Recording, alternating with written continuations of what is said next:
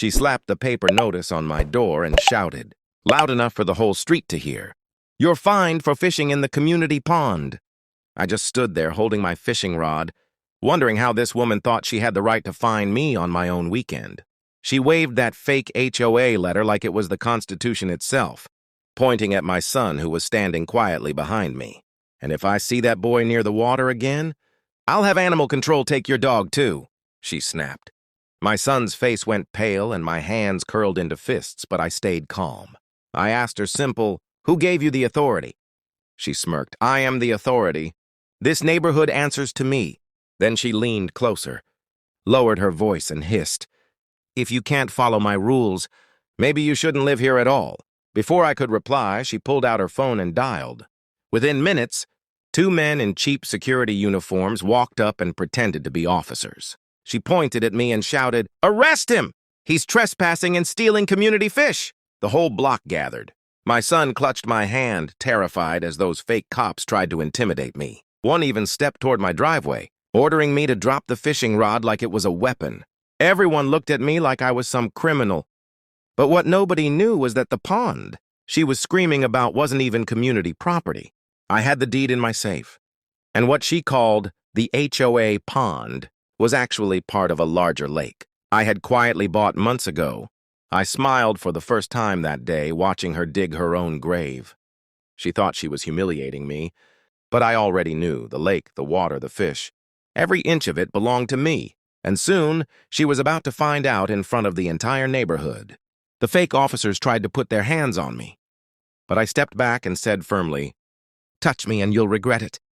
Karen crossed her arms, smirking like she'd already won, and yelled, "Take him away! He doesn't even live here legally!" The crowd gasped, neighbors whispering, pointing. My son's eyes filled with tears, and Karen loved every second of it. I didn't argue. I walked inside calmly, leaving them all outside confused. A few moments later, I came back holding a thick folder. Karen rolled her eyes. "What now, some fake paperwork?" But as soon as I opened it, the air shifted. Inside were the official deeds, signed and notarized, showing that the pond, the dock, and even the path leading to it were all part of my private lake property. I held it up so the crowd could see. "You just called me a trespasser." "On my own land," I said slowly, letting the words sink in. Karen's face dropped, but she tried to recover. No, that's community land. He forged those papers," she shouted, waving her hands. But I was ready.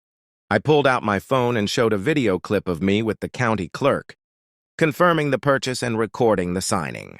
The date and seal were crystal clear. The fake cops froze, looking nervous now. One of them whispered to the other, "He actually owns it." Karen heard him and exploded, "Don't listen to him! Arrest him anyway!" Her voice cracked this time, and the crowd started murmuring against her. People she used to bully with fines and threats were now laughing under their breath. That was when I looked her straight in the eyes and said the line that would echo through the neighborhood for weeks. "Karen, I don't just fish in this lake. I own it, and you're banned." Karen's mouth opened, but no words came out. The neighbors burst into whispers, some even pulling out their phones to record. For years, she had ruled them with fake HOA notices and empty threats, but now the mask was slipping. The so-called officers quickly backed away, pretending they were just security contractors. One of them muttered, "We're done here," before vanishing down the street. Karen screamed after them, "Cowards! Come back!" But nobody listened. I stood tall on the porch, my son beside me, holding my hand tighter than ever. "You think this ends here?" Karen shrieked. She grabbed another paper from her purse, slapped it against my chest, and yelled, "Effective immediately! You are evicted from this neighborhood." The neighbors gasped again, but I only smiled. I leaned close enough for her to hear me without anyone else catching it. "Karen, this isn't your neighborhood. The lake runs through 3 streets, and by law, every property bordering it has to follow my access rules now. That means you answer to me." Her face turned bright red, her hands trembling as she tried to tear up the eviction notice before anyone else could read it. Too late. Phones were already recording. Then came the shocking moment nobody expected. Karen grabbed my son's fishing pole and snapped it in half right in front of him. My boy's eyes widened and he looked crushed. Gasps echoed around us. One woman shouted, "That's too far!" and another neighbor yelled, "You can't do that to a child!" I stayed calm, but inside my blood boiled. Karen thought she had humiliated us, but breaking that pole had just sealed her fate, because what she didn't know was that I had already called the real county sheriff earlier, the moment she showed up with her fake cops, and right as she tossed the broken pieces into the dirt. Red and blue lights pulled onto the street. The crowd parted. Karen froze, and I whispered to my son, "Watch carefully. Justice is about to start." The sheriff stepped out of his cruiser, hand resting on his belt. Karen immediately ran toward him, pointing at me like a madwoman. "Arrest him! He's trespassing, fishing illegally, and threatening me!" she screamed, her voice cracking with desperation. The sheriff glanced at me, then at her, and simply asked, "Ma'am, on whose property did this happen?" Karen puffed up, "This is our community pond. I'm the HOA president." But before she could spin more lies, I handed the sheriff my folder. He opened it, read through the official deeds, then turned to the crowd. "This lake," he announced loud enough for everyone to hear, "is privately owned. And according to these documents, it belongs entirely to him." He pointed at me.